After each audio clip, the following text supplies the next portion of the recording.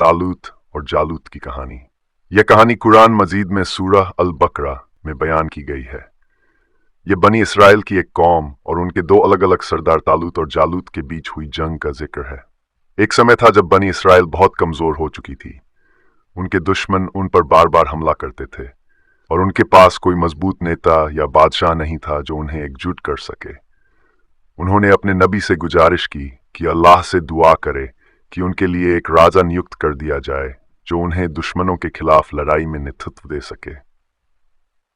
अल्लाह ने उनके लिए तालूत को राजा चुना, लेकिन बनी इसराइल के लोग हैरान हो गए क्योंकि तालूत कोई अमीर या प्रसिद्ध व्यक्ति नहीं थे।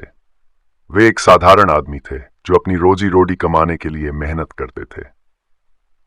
बनी इसराइल के लोगों ने कहा, हम पर शासन करने का अधिकार तो उन लोगों को है जो अमीर और प्रतिष्ठित परिवारों से आते हैं, फिर यह साधारण व्यक्ति हमारा राजा कैसे बन सकता है।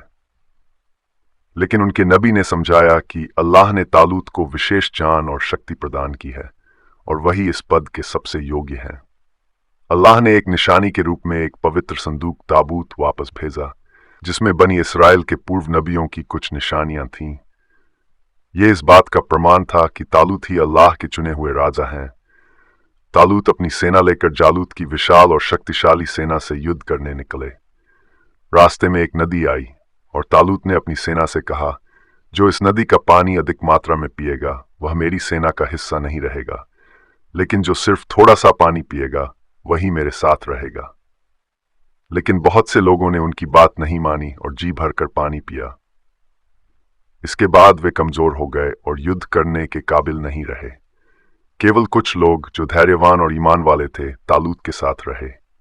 जब ये छोटी सी सेना जालूत की विशाल सेना के सामने पहुंची तो उन्होंने अल्लाह से दुआ की, हमें सब्र दे, हमारे कदम मजबूत रख और हमें काफिरों पर विजय दिला। युद्ध के दौरान हजरत दाऊद इस्लाम, जो उस समय एक साधारण सैनिक थे, आगे बढ़े और अपनी गुलेल गोफन से जालूत पर हमला किया।